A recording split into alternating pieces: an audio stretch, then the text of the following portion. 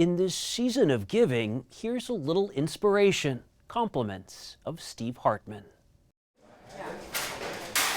Here at Teachers Treasures, a free store for educators who need school supplies, Executive Director Margaret Sheehan is still stunned at her good fortune. It was an act of amazing kindness. After someone called to offer her nonprofit more than $1 million.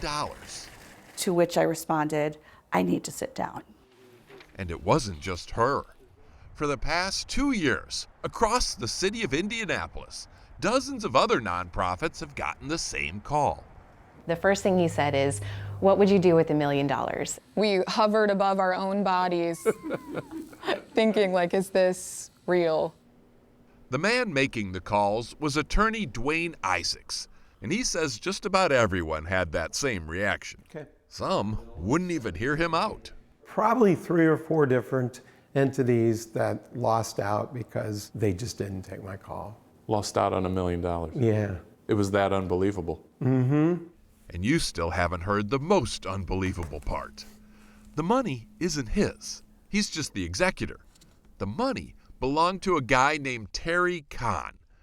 Terry worked 30 years for the Veterans Administration.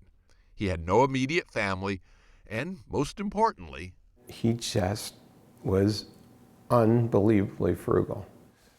Terry lived in this modest house in South Indianapolis, drove an old Honda, and refused to carry a cell phone because he said they cost too much.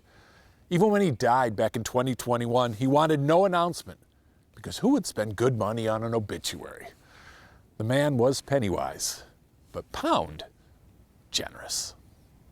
everything was directed to charity. But Terry didn't specify what charity, so Dwayne called around to see who wanted it. And in the end, about a dozen nonprofits took his call and got a share of the $13 million estate. So yeah, it's crazy. Including $1.5 million for Teachers Treasures, roughly double their annual budget. Forever changed because of his choice of how he lived. He's smiling someplace, there's no doubt about it. He would be getting a kick out of this. Yes. If only because he just got a glowing obituary on CBS News. And it didn't cost him a dime.